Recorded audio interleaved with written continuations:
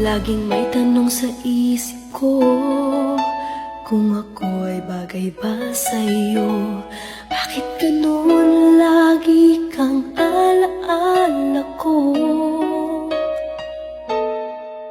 Nalalaman ko na di ako ang tinitibok ng puso mo, ngunit umaasa na mapapansin mo.